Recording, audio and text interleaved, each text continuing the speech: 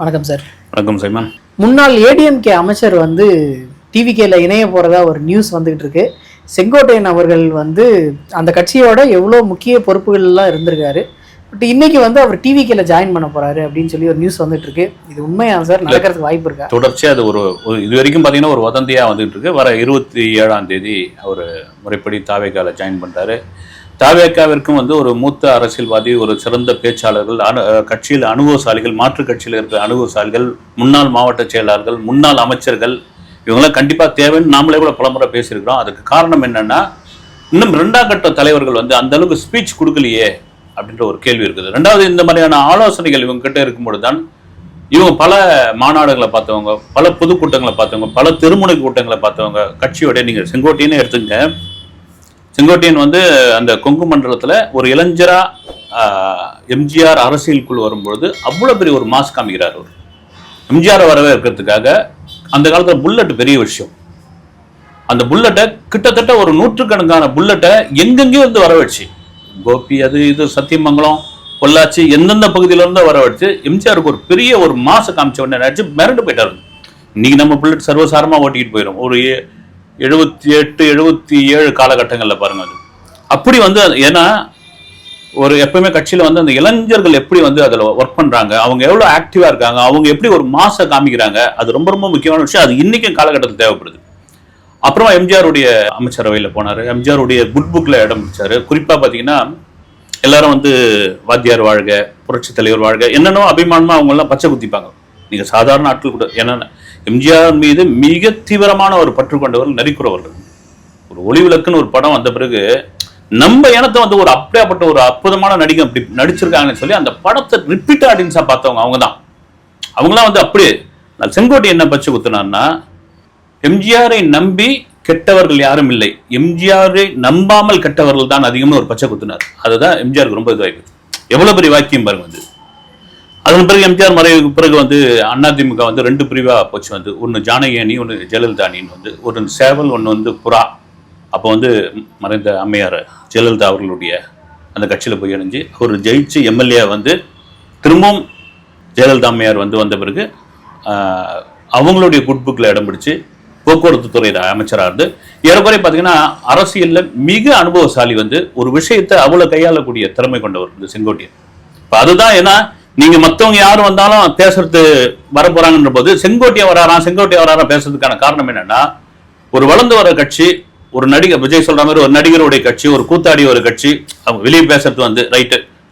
X வலைதளத்துல ஆரம்பிக்கப்பட்ட கட்சி 2 வருஷம் தான் அந்த கட்சிக்கு எப்படியா விமர்சனங்கள் இருக்கும்போது ஒரு சீனியர் அனுபவசாலி மாற்று கட்சியில் 2-3 முதலமைச்சர்களை பார்த்த ஒருத்தர் வந்திருக்காரு, வரப்போகிறார் அப்படின்போது அந்த கட்சிக்கு மிகப்பெரிய பலம் என்பதுல மாற்று கருத்து இல்லவே இல்லை.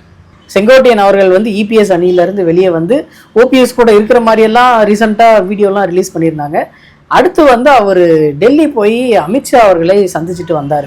அது இந்த ஜாயினிங் ப்ராசஸ் எல்லாத்தையும் பார்த்தோம்னாவே ஏதோ ஒரு பிஜேபி சாயல் எல்லா இடத்துலையுமே இருக்கே அப்படின்ற மாதிரி ஒரு இல்லை, அது உறுதி செய்யவே படலை. இப்போ ஒரு டாக் அது மாதிரி ஓடிக்கிட்டு இருக்கு. என்னன்னா சமீபத்தில் தேவர் ஜெயந்தியில ஓபிஎஸ், சசிகலா, அப்புறம் தினகரன் 3 பேரும் ஒரே வாகனத்துல பயணம் பண்ணி அங்கே இவர் செங்கோட்டையனும் அது கட்சியுடைய தலைமைக்கு தெரிஞ்சு இவங்கெல்லாம் கட்சிக்கு அப்பாற்பட்டவர்கள், கட்சிக்கு ஆகாதவர்கள் சொல்லி இவரை நீக்கிட்டாங்க எடப்பாடி.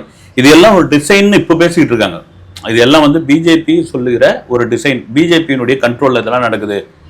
அதிமுகவை பலவீனப்படுத்தி அதை தாவேகாவுடன் சேர்த்து திமுகவுக்கு எதிரான வாக்குகளை பெறுவதற்காக இந்த டிசைன் பிஜேபி பண்ணிக்கிட்டு இருக்காங்கன்னு ஒரு தகவலாக தான் இருக்குது. உறுதி செய்யப்படல. அரசியல் எது வேணாலும் நடக்கும், அது உண்டு.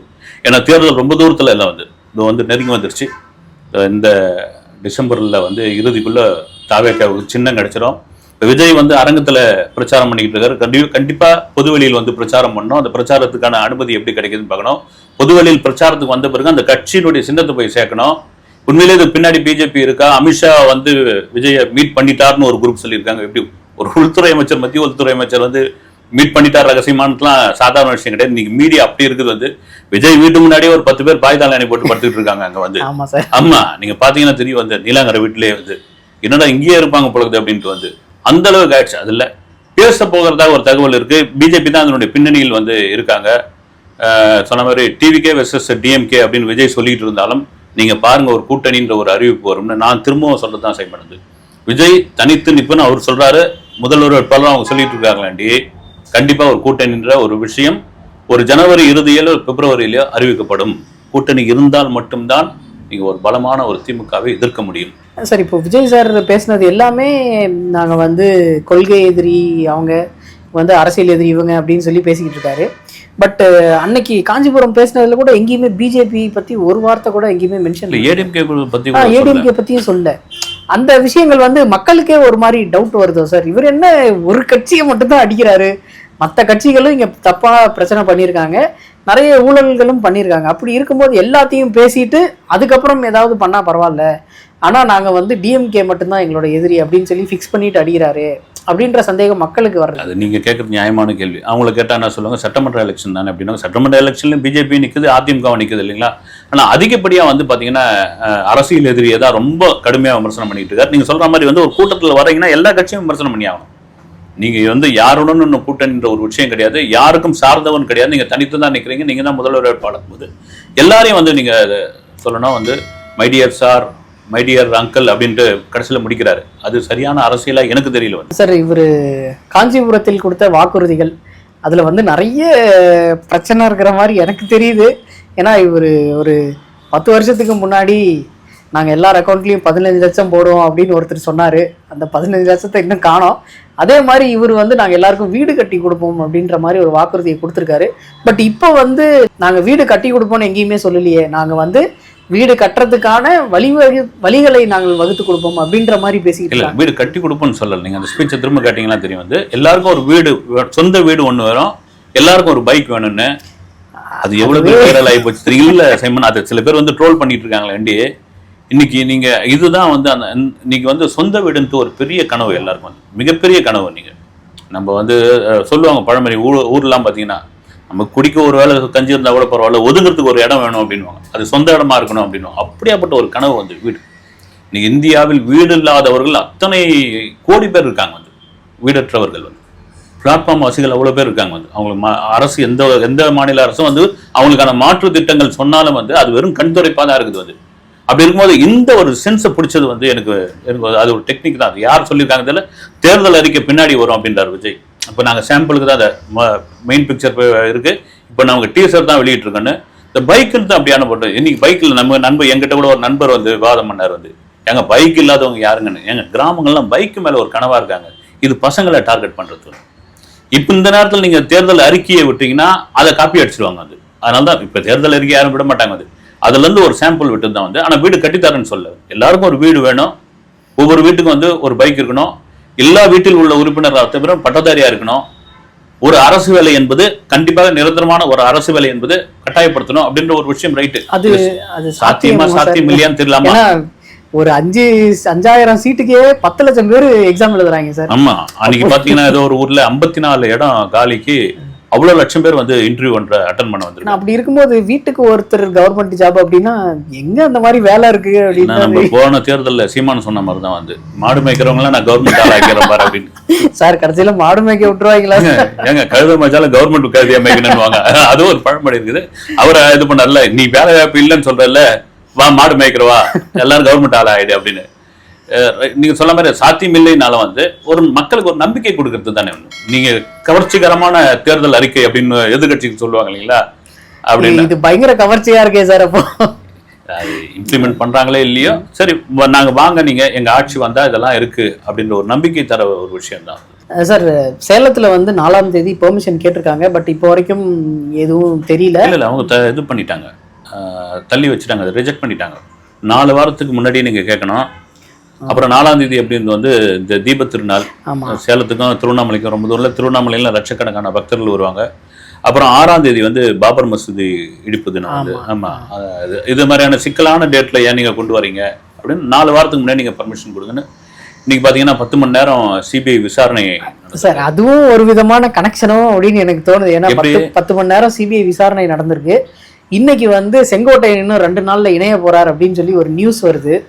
இது எல்லாமே சென்ட்ரல் கவர்மெண்ட் சேர்ந்து வருதே அப்படின்ற ஒரு சந்தேகம் தான் எனக்கு. இல்லை, பெரும் சந்தேகம். அப்படி நம்ம பார்த்தீங்கன்னா எல்லாத்தையும் எல்லா கூட கனெக்ட் பண்ணலாம். இன்னைக்கு வந்து நீங்கள் சோஷியல் மீடியா இருக்கிறதுனால எல்லார் கையிலும் சோஷியல் மீடியாவில் அவங்கவுங்க ஆளுக்கு என்ன வேணாலும் கருத்து போடலாம் வந்து. சரி, ஒரு விசாரணை நடக்குது, அது 10 மணி நேரம் கூப்பிட்டு சீக்கிரமா அமைச்சிட்டாலும் ஏன்பா என்னப்பா விசாரணை பண்ணிக்கிறீங்கன்னு அதையும் கேள்வியா கேட்பாங்க வந்து. 10 மணி நேரம் என்ன கேட்டாங்கன்னு தெரியல வந்து. இது கிட்டத்தட்ட ஒரு 100 கேள்வி கேட்டிருப்பாங்களா தெரியல. சிலதெல்லாம் வந்து சோஷியல் மீடியாவில் வந்திருக்கு, இதுவோட நியூஸாக கூட வந்திருக்குது. அந்த இதுக்கு ஏன் விஜய் லேட்டாக வந்தாரு, அந்த கூட்டம் அவ்வளோ இருக்குதுன்னு தெரிஞ்சு ஏன் அதுக்குள்ள அந்த பிரச்சார வாகனத்தை அந்த பஸ்ஸை உள்ள விட்டாரு, அப்புறம் எல்லாரும் தண்ணின்னு கேட்ட பிறகு தொடர்ந்து ஏன் பேசினாரு, இந்த மாதிரி கேள்விகள்லாம் முன் வச்சிருக்காங்கன்னா சிபிஐ விசாரணை போது எல்லாரும் தான் விசாரிச்சாகணும். அந்த சுற்றி உள்ள பகுதிகளில் விசாரிக்கிறாங்க, மற்றவங்களை விசாரிக்கணும் போது இதையும் விசாரிச்சாகணும் அப்படின்ற ஒரு விஷயம். ஒரு சமயம் சிபிஐ விசாரணைக்கு பிறகு அந்த விசாரணைக்கு பிறகு இவங்களுக்கு அனுமதி கிடைக்குமா, இல்லது அனுமதி இதுக்கு மக்களை சந்திக்கிற பயணத்துக்கு விஜய்க்கு இல்லது அனுமதிக்கு கடுமையான நிபந்தனைகள் இருக்குமா, இல்லது அனுமதிக்கு 4 வாரத்துக்கு முன்னதான் அப்படின் போது அவர் சேலத்துலேருந்து மறுபடியும் ஆரம்பிப்பாரா, இவங்களுக்குள்ள என்ன கட்டுப்பாடு இருக்கும். ஏன்னா காஞ்சிபுரத்தில் நடந்த கூட்டத்துக்கு யாரையும் கூட்டின்னு வராதுங்க. 2000 பேர் அரங்குக்குள்ள நடக்கிற கூட்டத்துக்கு ஒரு அம்மா கை குழந்தை தூக்கிட்டு வந்துட்டாங்க. என்ன இவங்க சொல்லி எப்படி புரிய வைக்கிறதுன்னு தெரியல வந்து. அப்புறமா ஃபோன் பண்ணி அமைச்சு விட்ட பிறகு தான் அதுவாச்சு வந்து. இப்போ இந்த தொண்டர் படையெல்லாம் வந்து ரெடி பண்ணியிருக்காங்க வந்து. அது எந்த அளவுக்கு இது வாங்கினதில்ல. ஓகே, ஒரு எல்லோ யூனிஃபார்ம்லாம் கொடுத்து இல்ல எல்லார் கட்சியிலும் இருக்குது. நீங்க ஏங்க நீங்க விமர்சனம் பண்றதுக்குனே வருவீங்க, மத்த கட்சியில் தொண்டர் படம் இருக்கா இல்லையா? இருக்கு சார், தெரியும். ஆமா, தொப்பிய பாத்தீங்களா சார்? ஏங்க இருக்கு. என்னங்க நீங்க வந்து அதாவது நீங்க டார்கெட் பண்ணி ஏதாவது விமர்சனம் பண்றதுக்காகவே வந்து தொப்பியை பாத்தீங்களா, ட்ரெஸ் பாத்தீங்களா, பேசவே இல்ல சார் அப்படின்னு. தொண்டர் படம் அவங்களுக்கு பிடிச்ச ஒரு ட்ரெஸ்ஸை கொடுத்துருக்காங்க, தொப்பியை மாட்டிருக்காங்க வந்து. அவங்க எப்படி செயலாற்றுறாங்க அதுதான் ரொம்ப முக்கியமான ஒரு விஷயம் வந்து. சார், காஞ்சிபுரத்துல பேசும்போது அவர் அந்த தற்குறி அப்படின்ற வார்த்தைக்கு ரொம்ப ட்ரிகர் ஆயிட்டாரோ அப்படின்ற ஒரு ஃபீலிங். அவர் பேசின அந்த ஆவேசம், அந்த இதெல்லாம் பார்க்கும்போது ஏதோ ரொம்ப ப்ரெஷர்ல இருந்து என்னை வந்து இப்படி திட்டுறீங்களா அப்படின்ற அளவுக்கு அவர் இறங்கி பேசினாரோ அப்படின்ற ஒரு ஃபீலிங். பட் அது ஒரு இது பேசினாரு. அந்த விஷயத்துக்கு அப்புறம் வர்ற இன்டர்வியூஸ் எல்லாமே கேட்கும்போது நமக்கே சிரிப்பு. ஒரு சின்ன பையன் வந்து நான் என் வார்டில் வந்து இணை பொது செயலாளர் அப்படின்றான். டேய் என்னையா பேசுறீங்க அப்படின்ற மாதிரி இருந்தது. அப்புறம் எஸ்கேக்கு துப்பாக்கியை கொடுத்தாரு, அவர் என்ன எங்கள் தலைவர் கூடயே கிளாஷ் விடுறாரு, எல்லா எஸ்கே பேனரையும் நாங்கள் கிழிக்க போகிறோம் அப்படின்னு சொல்லி பேசுகிறாங்க. அந்த மாதிரி விஷயங்கள்லாம் கேட்டுட்டு திரும்ப இவங்களை திட்டுறதுக்கு தான் எல்லாருமே முன் வராங்களோ அப்படின்ற மாதிரி ஒரு நடிகர் திரும்ப விஜய் அங்கே காஞ்சிபுரம் கூட்டத்தில் பேசின மாதிரி தான் வந்து. எம்ஜிஆர் எப்படி நீங்கள் வந்து கூத்தாடி கட்சி நடிகர் கட்சின்னு சொன்னீங்களே, எங்களையும் சொல்கிறீங்க ரைட் அப்படின்னு. இப்போ அந்த மாசு உள்ள ஒரு நடிகருக்கு வந்து இன்னும் ஃபேன்ஸோட மனநிலை ஒரு, நீங்கள் தொண்டரோட மனநிலை மாறல விட இன்னும் ஃபேன்ஸ் இருக்காங்க இல்லைங்களா. இப்போ ரசிகர்களுடைய மனநிலை இருக்கும். எங்கள் அண்ணன் வந்து ஜனவரி 9ஆம் தேதி வராரு, நீங்கள் எப்படி 14ஆம் தேதி வரலாம், அது கேட்கலாம். ஒன்றும் பண்ண முடியாது. அவனை போய் வந்து ஒன்று சத்யம் தியேட்டரில் ஜனநாயகன் பேனர் கீழே பராசக்தி பேனர் வச்சுட்டாங்க. அதை சோசியல் மீடியாவில் போட்டு பார்த்தீங்களா, பராசக்தி தான் மேலே ஜனநாயகன் கீழே அப்படின்னு.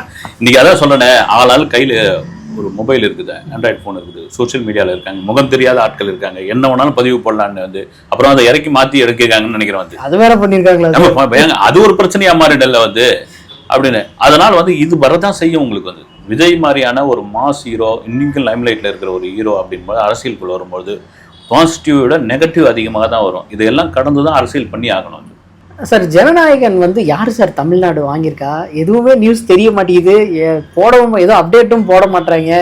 ஆடியோ லான்ச்சில் வந்து நிறைய விஷயங்கள் நடக்க போகிறதா சொல்லிட்டு இருக்காங்க. 40 சாங்ஸ் வந்து பாட போகிறாங்களாம், 30 பிளேபேக் சிங்கர்ஸ் வராங்களாம். விஜய் சாரோட ஈவெண்ட் வந்து ஒரு 5-6 மணி நேரம் போக போகுது அப்படின்னு சொல்கிறாங்க. இது யார் சார் ஜனநாயகன் வாங்கியிருக்கா? ஜனநாயகன் படம் வந்து தமிழ்நாடு தியேட்டர்கள் வந்து வரலாறு காணாத அளவிற்கு வந்து வியாபாரம் பண்ணியிருக்காங்க. கிட்டத்தட்ட 115 கோடி. அதை யாரோ 10 பேர் சேர்ந்து வாங்கினாங்க, 5 பேர் சேர்ந்து வாங்கினான்னு சொல்கிறாங்க வந்து பேர். நான் கேள்விப்பட்டது வரைக்கும் 5 ஸ்டார் செந்தில் அவர் வாங்கி அவரோட சேர்ந்து ஒரு கோயம்புத்தூர் பெங்களூரை சேர்ந்தவர் 3 பேரும் பார்ட்னரை வாங்கியிருக்காங்க. இல்லை இன்னொரு விஷயம் என்னென்னா, அந்த வாங்கினதை பிரித்து கொடுத்துருக்காங்க. ஒவ்வொரு ஏரியா பிரித்து கொடுத்துருக்காங்க. இப்போ உதாரணத்துக்கு நீங்கள் வந்து ஆளுங்கட்சிக்கு ஒரு வேண்டப்பட்டவர், நீங்கள் அந்த படத்தை வாங்கியிருக்கீங்க ஒரு பெரிய தொகை கொடுத்து அப்படின்னா, 9ஆம் தேதி 2 ஷோவை நீங்கள் ரிலீஸ் பண்ண விடாமல் தடுத்துட்டிங்கன்னா என்ன ஆகும்? நிறுத்திட்டீங்க. நீங்கள் உங்ககிட்ட தான் இருக்குது வந்து தியேட்டருக்கே எனக்கு வந்து கியூபே ஓப்பன் ஆகலைங்க, கண்டென்ட்டே என் கையில் வரல அப்படின்னீங்கன்னா அந்த படத்துக்கு மிகப்பெரிய இதுவாகிடும். ஆனால் தான் வந்து பிரித்து கொடுத்துருக்காங்க வந்து எந்த வித இதுவும் இல்லாமல். அப்படியே நீங்கள் ஜனநாயகன் ஆடியோ லான்ச் வரும்போது அந்த ஆடியோ லான்ச் 18 மணி நேரத்தில் அத்தனை டிக்கெட்டும் வந்து சோல்ட் அவுட். மலேசியாவில் கோலாலம்பூரில் நடக்க போகிற இன்னொரு முக்கியமான விஷயம், அந்த விழாவிற்கு நடத்துவதற்கு ப்ரொடக்ஷன் நிறுவனத்துக்கு 10 கோடி ரூபா கொடுத்துருக்காங்க. 10 கோடியா சார்? 10 கோடி டிக்கெட் அடிச்சிருக்காங்க இல்லை? ஆமாம். நீங்கள் இங்கே பண்ணீங்கன்னா ஒரு ஒய்எம்சிலையோ அங்கே தான் பண்ணி ஆகணும் வந்து. நீங்கள் சென்னையில் வந்து நேரு ஸ்டேடியம்லாம் 10 வந்து ஒய்எம்சியில் வெளியே எங்கேயாவது ஒரு அவுட்டர்லையோ இந்த மாநாடு நடத்துகிற மாதிரி அது திரும்பவும் ஒரு பிரச்சனையாக உண்டாகிற போகுதுங்கிறதா விஜய் வேணான்னு சொன்னதான் வந்து கேஎல்ல கோலாலம்பூரில் அதை பண்ணுறாங்க வந்து கிட்டத்தட்ட வந்து எத்தனை டிக்கெட்டும் சோல்ட் அவுட்டு. இங்கே இருக்கிற ஒரு டூரிசம் நிறுவனம் வந்து பேக்கேஜ் டூர்லாம் கொண்டு போகிற அளவுக்கு ஆயிடுச்சு. அந்த அளவுக்கு ஆயிடுச்சு அந்த ஆமாம், நீங்கள் போனீங்கன்னா பேக்கேஜ் டூரோட டிக்கெட்டோட சேர்த்து நீங்கள் விழாவை பார்த்துட்டு வரலாம். விஜய் நான் கேள்விப்பட்டது என்னன்னா, விஜய் வந்து ஒரு சார்ட்டர்ட் ஃப்ளைட்டில் நான் வருவேன், வந்து பேசுவேன், அதே சார்ட்டர்ட் ஃப்ளைட்டில் கிளம்பி நான் வந்து சென்னைக்கு வந்துடுவேன். பிரதமர் கூட ஃபோட்டோ எடுங்க, கவுன்சிலர் கூட ஃபோட்டோ எடுங்க, மலேசியாவில் இருக்கும் யாரு கூடயும் நான் வந்து ஃபோட்டோ எடுத்துக்க மாட்டேன். ஏன்னா ரஜினி ஒரு தடவை போனப்போ பார்த்தீங்கன்னா வந்து அந்த நாட்டு பிரதமர் வந்து அவரே வரவேற்றிருந்தாரு. அப்படி ஒரு கண்டிஷன், ஏன்னா எனக்கு அதெல்லாம் வேணாம் அப்படின்னு சொன்னதாக ஒரு தகவல் இருக்குது. இது தவிர பார்த்தீங்கன்னா இந்த படத்துக்கு டேபிள் ப்ராஃபிட்டே இது வரைக்கும் கிட்டத்தட்ட 500 கோடி ரூபாய் அந்த படம் கலெக்ட் பண்ணிருக்கான். அதுக்கு ஒரே காரணம் விஜயோடைய கடைசி படம். நீங்கள் சொல்கிற மாதிரி சைந்தவி, திப்பு, ஆண்ட்ரியா இவங்கெல்லாம் சேர்ந்து ஒரு பெரிய இசை நிகழ்ச்சி நடத்துகிறாங்க. ஏன்னா அவங்களுக்கு வந்து ஏதாவது கண்டிப்பாக ஒரு சேனலுக்கு அதை விற்றுருப்பாங்க. அது அவங்களுக்கு அந்த ஃபுட்டேஜ் வேணும் இல்லைங்களா, 2 வாரம் 3 வாரம் ஓட்டுறதுக்கு. இன்னொரு முக்கியமான விஷயம், இது வந்து நான் கேள்விப்பட்டது தான் வந்து விஜயை வைத்து இயக்கிய சில இயக்குனர்கள் தயாரித்த தயாரிப்பாளருக்கு அந்த மேடையில் வந்து ஒரு சிறப்பு செய்ய போகிறாங்க வந்து. அப்போ உறுதியாக கடைசி படம்னு முடிவாயிடுச்சு. ஆனால் இடையில பார்த்தீங்கன்னா விஜய் கதை கேட்டுக்கிட்டு இருக்காரு, தேர்தலுக்கு அப்புறம் நடிக்க போகிறாரு இல்லை, உறுதியாக அதில் வந்து முடிவாகவே இருக்கார் வந்து. நீங்கள் நிறைய கூட விஜய் ஃபேன்ஸ்லாம் கூட போட்டிருக்காங்க சோஷியல் மீடியாவில் வந்து. பவன் கல்யாண் வந்து ஆந்திராவில் துணை முதல்வர் ஆன பிறகு கூட நடிச்சிட்டு இருக்காங்க, உங்க முடிவு கொஞ்சம் மாற்றிங்கன்னா அப்படிலாம் கேட்டுருக்காங்க. சரி, சொன்ன எடுத்த கொள்கையில் வந்து ஒரு உறுதியாக இருக்கணும்னு விஜய் நம்பி இருக்காரு, அதை செய்யறாருன்னு நான் நினைக்கிறேன். நான் ஓகே சார், அடுத்த இன்டர்வியூவில் சந்திப்போம் சார். வணக்கம்.